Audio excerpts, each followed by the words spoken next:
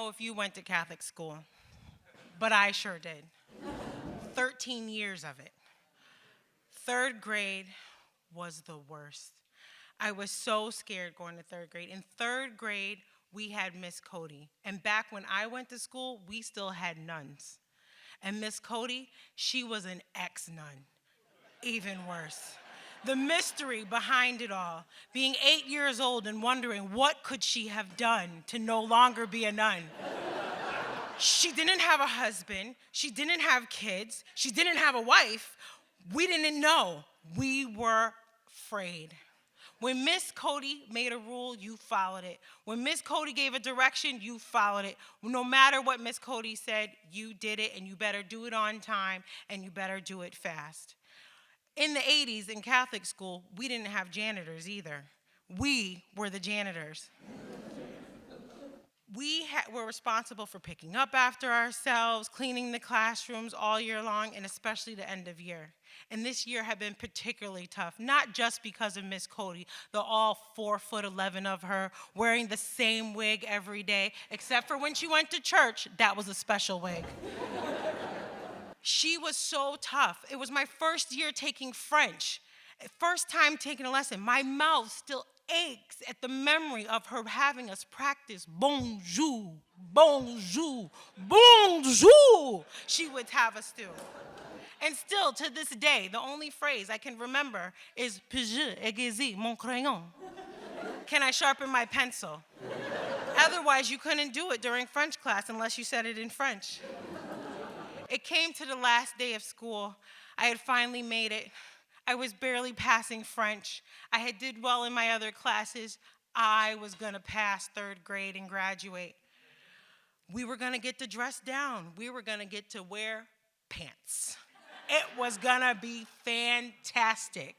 But it came with one caveat. We had to scrub the classroom for the next following year. Miss Cody had her list, her rules, and how we were gonna get it done, what we needed to bring to school to prepare for the next day. She read out the list to the class: SOS pads, rubber gloves, soap, scrub brushes, erasers for those that wrote on the desk, not me. Don't know who it was, but it wasn't me. And then she said in her most firmest voice, she said, but most importantly, elbow grease. Elbow grease? Oh my God, my heart started to pound. I don't know what elbow grease is. What am I gonna do?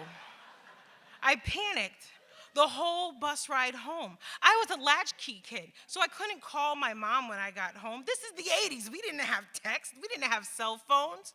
You could not talk to your parents until they came home. So I took the list, and I'm running around the house, and I'm ripping through the cupboards, and I'm looking for the SOS pads. Now, not real SOS, the ones that were on sale. Rubber gloves, did they fit? They didn't have holes in them. That would work. Scrub brushes, found them. Great.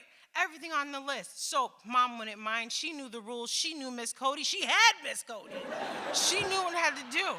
I started panicking even more. I'm looking through everything. I'm in the basement. I'm in the attic. I'm running around the house. I'm starting to sweat. I'm starting to breathe heavy. I'm starting to panic. I'm starting to cry. What am I gonna do? I'm not gonna pass third grade. All I know is "Puis-je aiguiser mon crayon?" That where am I going in life? A third grade dropout. I don't know what elbow grease is.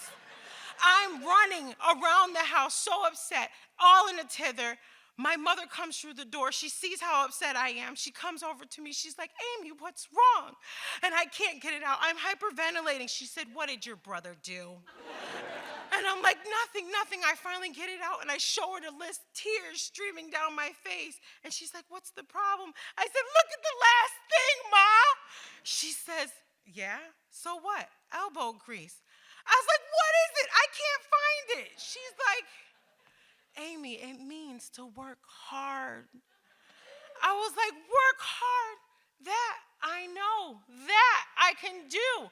I made it to the last day of third grade. And ever since then, I will never forget Miss Cody, and neither should you. And I will never forget my elbow grease.